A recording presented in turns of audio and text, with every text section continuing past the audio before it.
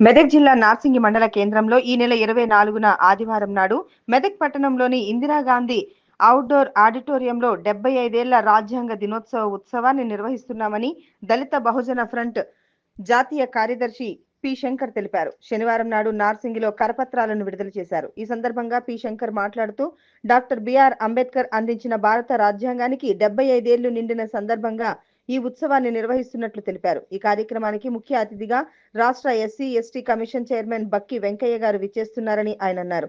తరతరాలుగా కుల వ్యవస్థ మూలంగా విద్యకు, ఉపాధికి, సామాజిక, ఆర్థిక, రాజకీయ రంగాలకు దూరంగా నెట్టివేయబడి బానిసలుగా జీవిస్తున్న కోట్లాది మంది అణగారిన వర్గాల జీవితాలలో డాక్టర్ బాబాసాహెబ్ అంబేద్కర్ అందించిన భారత రాజ్యాంగం వెలుగులు నింపిందని తెలిపారు.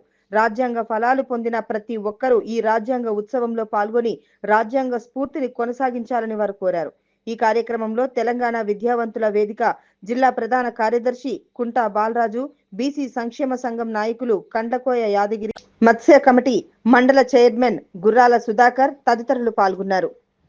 గ్రామ పెద్దలకు, మిత్రులకు అందరికీ పేరు పేరున జై భీమ్. భారత రాజ్యాంగము అమల్లోకి వచ్చి నవంబర్ 26 నాటికి 75 ఏళ్ళు పూర్తవుతా ఉంది. ఈ 75 ఏళ్ళ రాజ్యాంగ దినోత్సవాన్ని ఒక పండుగలాగా, ఒక ఉత్సవంలాగా జరపాలని చెప్పి దళిత్ బహుజన్ ఫ్రంట్ వివిధ సంఘాలుగా నిర్ణయించుకోవడం జరిగింది.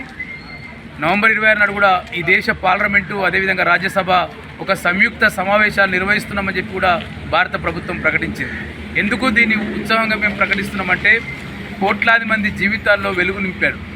భారత రాజ్యాంగం అమల్లో కాకముందు ఈ దేశంలో ఎస్సీ/ఎస్టీ, బీసీ, మహిళలకు, మైనార్టీలకు చదువుకునే హక్కు లేదు, ఉద్యోగం చేసే హక్కు లేదు, సంపదను కూడబెట్టుకునే హక్కు లేదు. ఒక చట్టబద్ధంగా రాజ్యాంగం వచ్చిన తర్వాత ఈ దేశంలోని కోట్లాది మందికి ఎస్సీలకు, ఎస్టీలకు, బీసీలకు చదువుకునే హక్కు వచ్చింది, ఉద్యోగం చేసే హక్కు వచ్చింది, భూమి సంపాదించుకునే హక్కు వచ్చింది. అంటే ఒక స్వయం గౌరవంతో, ఒక సామాజిక న్యాయంతో జీవించడానికి, గౌరవంగా జీవించడానికి భారత రాజ్యాంగం ఒక దారులు వేసింది.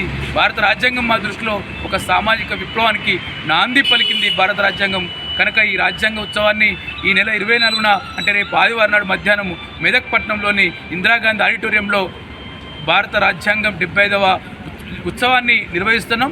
ఈ ఉత్సవానికి ముఖ్య అతిథిగా ఈ రాష్ట్ర ఎస్సీ/ఎస్టీ కమిషన్ చైర్మన్ గారు బక్కి వెంకటయ్య గారు వస్తున్నారు.